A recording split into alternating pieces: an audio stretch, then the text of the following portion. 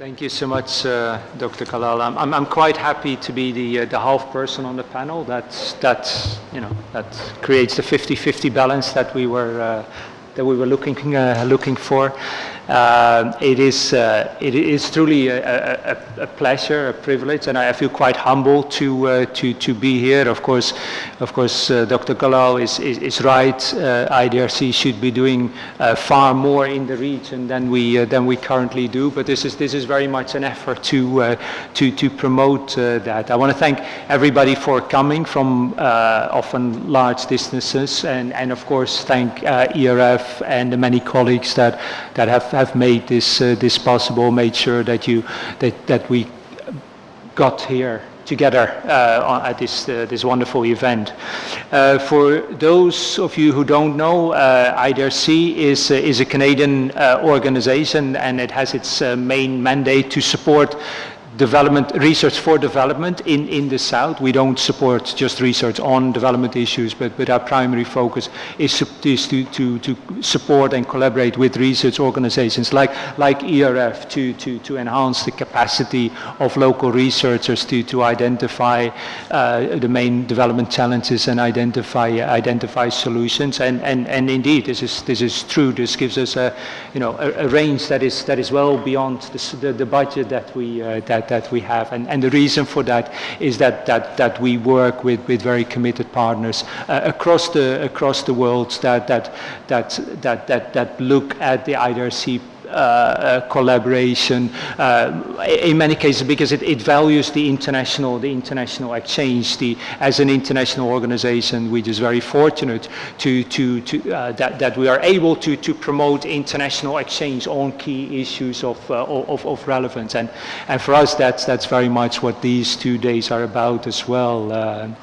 Why Canada focuses on in our priorities on gender should not come as a surprise. The promotion of equality and diversity is deeply ingrained in Canadian values and has always been part of its international orientation.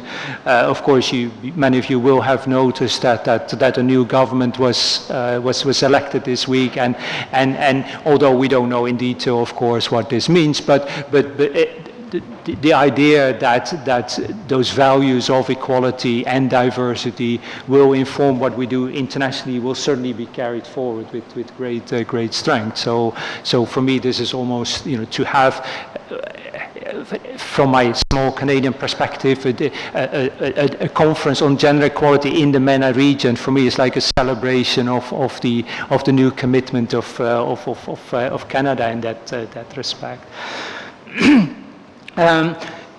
Gender equality has always been a part of IDRC's programming, across all our programming, whether it's in agriculture, in health, equality generally, and gender equality has always been an important part of that program on that over a long period of time. Recently, and this collaboration come out of that, and we decided that we wanted to deepen the focus of our work on gender equality on women's economic empowerment, and when we say deepen that focus, that is not at all a judgment about whether economic empowerment is more important than political empowerment or otherwise. That is absolutely not the point. But we did feel, and that came out of a process of fairly long consultation, including with people in this room. Professor Naila Kabir actually led a very important workshop for us in that, where we brought many experts together, where we identify, yes, the economic aspect of gender inequality is something we need to do more research on. We thought it was relatively under researched. There is a lot of research out there. I mean, no mistake, but relatively under-researched. And maybe as important, that we feel that by identifying the economic constraints that women face, we will be able to open policy and leverages in policy and in practices across the public and private spheres that will promote that women's empowerment and gender equality more broadly. So that is really what drove our focus of the programming as part of a broader commitment on gender equality. Specifically, we started a large program with the Department for International Development in the UK and with the Hewlett Foundation on a program called GROW, and Alejandra later in this week will talk to researchers here about that, what we do in that program. That focused on low-income countries. So the MENA region was not part of that program, but from the start we said we also want to see that in-depth investment where we now have 14 or 15 very interesting cutting-edge research projects identifying constraints for women and identifying solutions to gender inequality. Also make sure that program develops in collaboration with and shares the lessons with other parts of the region. And in that process, we of course also spoke to ERF about this, and of course IDRC has been a long-standing partner of ERF, and we asked the question to ERF, it's like, well, we're deepening this focus, you know, would you like to explore this too? And the response was for us was absolutely fabulous. ERS wholeheartedly committed themselves as a part of their broader research program to focus on gender equality.